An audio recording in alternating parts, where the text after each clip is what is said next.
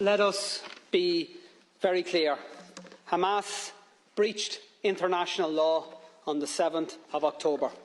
Hamas targeted innocent civilians in the most callous and inhumane manner, and their actions have been rightly condemned by right-thinking people across the world. But we should also be very clear. Israel has breached international law, not just on every day since October the 7th, but virtually every single day for decades. Israel occupies Palestinian land against international law. Israel blockades Palestinian territory against international law. Israel builds and expands illegal settlements against international law. Israel enforces an apartheid system that restricts the movements of Palestinians and denies their fundamental rights against international law. And Israel regularly and systematically attacks and kills Palestinian civilians against international law. So the question that must be answered by all of us in political life is this: how does the world respond to flagrant abuses of international law?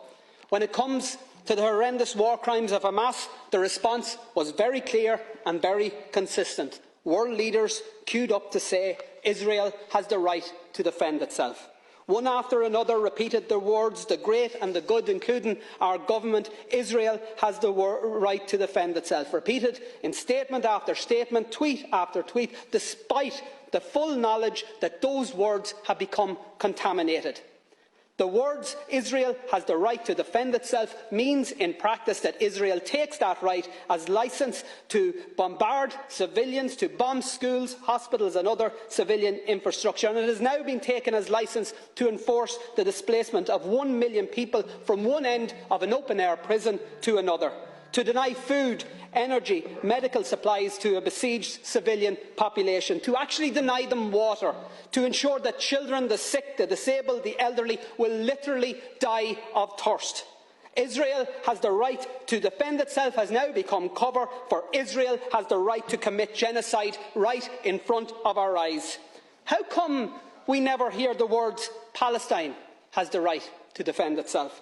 Not when a humanitarian flotilla bringing essential supplies to Gaza is met with a military assault and the murder by Israel of 9 unarmed activists.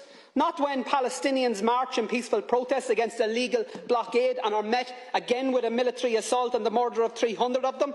Not after the countless bombings of Gaza by Israeli forces. Not even when Israel targeted and murdered 4 little Palestinian boys playing football on a beach. And not when Palestinians were dragged from their homes and forced to watch as those homes were destroyed to allow for new illegal Israeli settlements on lands that are clearly defined in international law as part of Palestine.